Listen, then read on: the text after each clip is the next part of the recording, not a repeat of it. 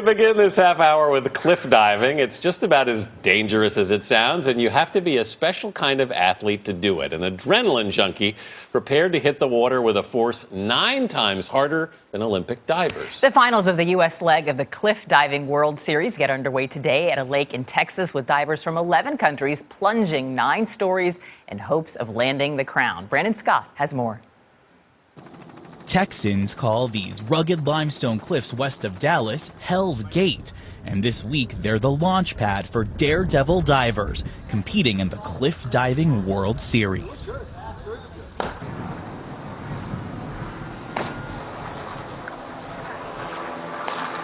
The tallest platform on these cliffs is 9 stories high, and divers hit the water at frightening speeds of more than 50 miles per hour. If fear is completely gone, then you've got a problem. David Colturi started cliff diving just a few years ago. Now he's representing the U.S. at this year's competition. All of us love that feeling of flying through the air, flipping and twisting, getting a little bit out of control, and then bringing it all together and hitting the water in a tight position. Yeah. Whew, look at this place. It's perfect. These elite athletes come from all over the world. Matt Cowan came from England. On Thursday, he was the only man to do this backward dive. I mean, there's a million emotions going up there. You've got the adrenaline, the pressure, and then when you take off, your body just takes over. Men have historically dominated this dangerous sport, but now, for the first time on U.S. soil, women are competing. Ginger Huber is one of them.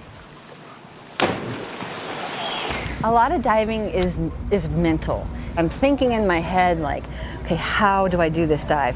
And then if you do it well or if you do it safely, it's an accomplishment. As the divers plunge from the platform, a panel of judges watches every twist and turn. You're looking at the takeoff, and you want to see a strong jump, good flight, that there's no bobbles in the middle there, and then entry. And it's straight up and down with very little splash. One of those judges is one of the world's greatest indoor divers, 4-time Olympic champion Greg Louganis. Athletes are really upping their game, and they're doing many more somersaults. It's much more technical. They're going beyond what they're doing in the Olympic Games. Louganis hopes cliff diving could eventually become an Olympic event. But in the meantime, this competition is the pinnacle of the sport.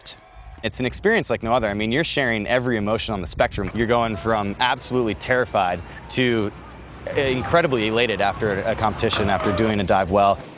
Divers will take their final plunges later today, and the winner of the series will take home a cash prize of more than $20,000.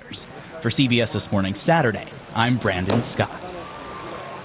You notice how the divers actually in the water rush in immediately as soon as the main diver lands, just to make sure they're okay. I can't even imagine the safety concerns in organizing that event. It's very interesting.